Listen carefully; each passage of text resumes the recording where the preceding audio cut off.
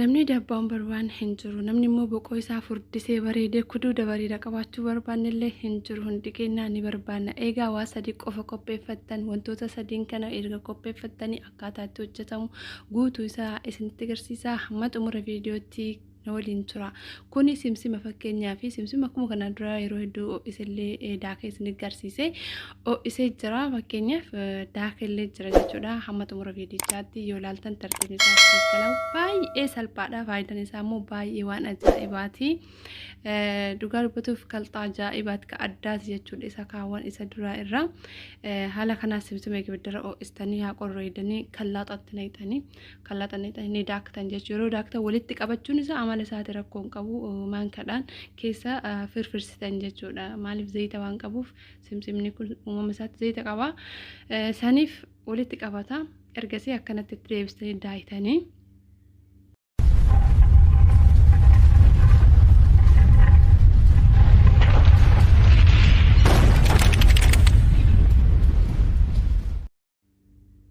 erga hundi isaaniitu daaknee fuuldura kana qopheessinee jirra. Amma wantoonni qopheessi kun waa sadii qofaadha. Waa sadiin kana maqaa isaanii tokkoffaa isinitti mammaxumura viidiyootti obsaan dhaggeeffadhaa. Viidiyoon baay'ee gabaabaadha. Inni kuni gurraachi, fireen gurraachi isin argitan kuni zabiibaa jechuudha. Zabiiba hin beektan hundi keessanuu zabiibni dawaa hedduu qaba jechuudha. Wama kamiifiyyuu zabiiba gurraachaadha. Kuni zabiiba boorrillee ni jira akkuma arguutti jirtanii.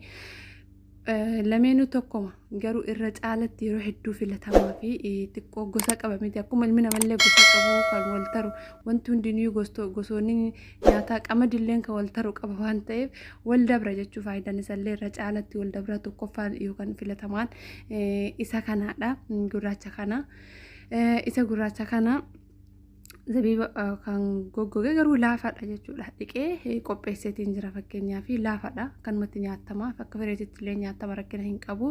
Inni kun immoo kan isin fuulduratti daakee simsima jechuudha. Inni kun immoo tuyyuu gurraachi argaa jirtan kun dabbas tamir kun akkuma arguutti jirtanii dabbas tamir jedhaachuu gubbarratti illee yookaan juusii tamiraa akka jechuudha.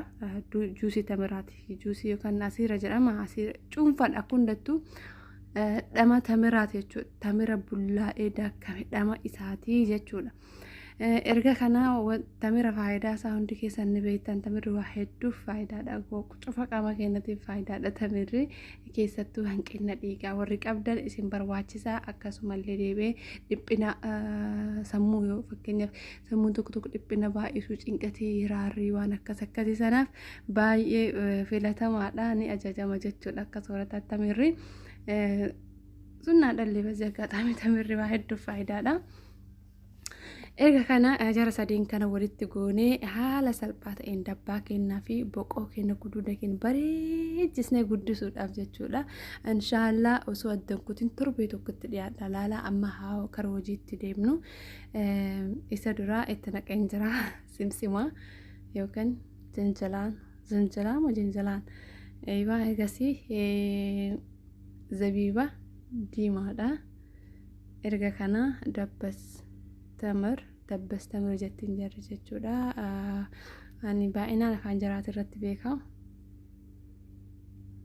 Erga kana walitti naqnee erga bulleessinee booda daqiiqaan waan jalaa deemuuf haasa'a wajjadha. Obboleewwan yeroo hedduu jechuudha kan xamaa furdinaa kanneen hunda isaatuyyuu itti hirmaadhaa itti dhiyaadhaa laalaa jarrabaa wallaahi badhee laaltanii irraa duuba hin hiqina. Maaliif hojjannaa hundi sooranni dachee irratti biqilan hundi isaaniitu faayidaa mataa isaanii qaban jechuudha. Hundi isaaniitu nu fayyadan jechuudha. Hundi isaaniitu qaama keenya keessatti bakka fayyadan qaban faayidaa qabeeyyiidha. Kanaafuu soorata nuuf jedhaman jechuudha. Soorata ilma namaaf jedhaman jechuudha. Soorachuu qabna, soorannee ilaaluu qabna. Keessaafuu irra filatameetiin addatti kan dabbaa kan boqoo kan rifeensaa kan qaamota keenya garagaraaf dawaattuu keessa jira mitiiree akkuma san wantoonni walitti cokee walitti fidu kunniin hundi isaa wantoota dabbaa irratti baay'inaan dabbaa guddisanidha malee lafuma ka'eetii miti jechuudha. Yoo waan kanatti gammaduu feetan dhugaa itti hirmaadha. hojjetadha laalaatti dhiyaadha.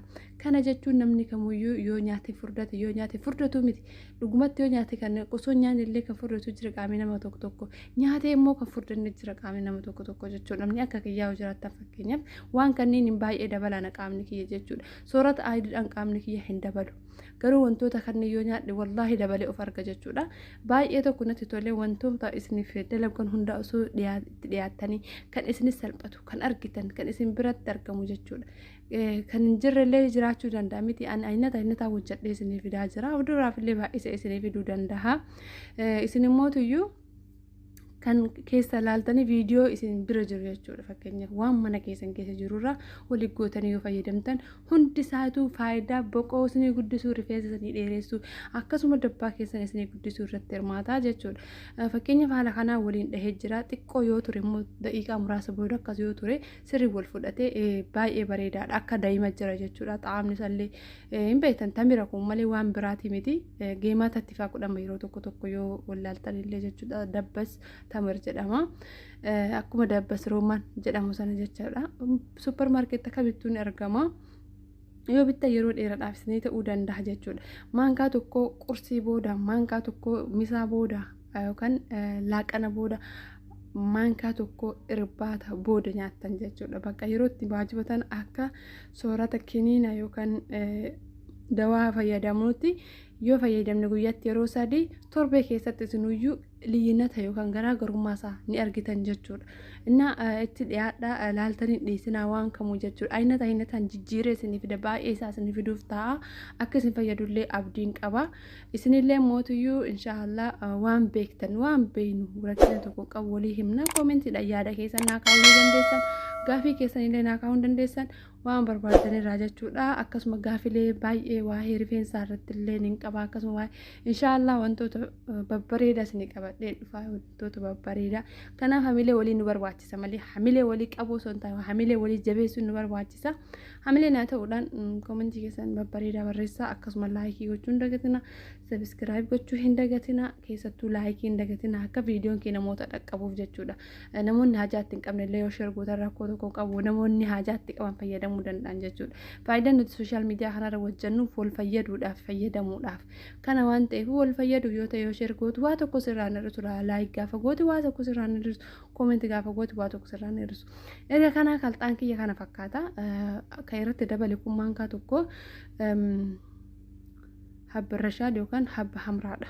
Habba hamraa kana waa hunda keessatti dabaltanii soorachuu dandeettan. Waa hunda haliiba dhuydanitti gootanii, labana dhuydanitti gootanii, zubaadii keessatti gootanii waan feetanii dabaltanii soorachuu dandeettan. Habba hamraa kana soorata isaa akka kiniinaatti yeroo kamuu fayyadama. Baay'ee isin fayyada jechuun waan baay'inaan qaama keenya bareechisaa, fuula keenya bareechisaa, boqoo guddisaarraa waan addaati. Wanti kalxaa duraatti dabaluu dhiyeessuu didee fi rakkina hin qabu. Yoo qabaattan itti dabaltan yoo hin qabaanne irraa lambeessan rakkoo hin qabu. Isaan sadii fideeyyuu gahaadha. Isin jala obboleewwan kee isin jaaladha isin kabaja. Waan hojjedhu keessatti yoo dogongora qabaadhe ofii wajjillaa rabbi jaalii nama naaf godhaan isin jira. Inshaallah viidiyoolee babbareedaa qabeessuun dhufa. Laayik gochuudhaan sabiskiraayib gochuudhaan chaanaala koo haaraa kana na cinaa dhaabbadhaa waliin naa guddifannu kiyyallee keessanillee isinis fayyadaa ofillee akka fayyadamu inshaallah.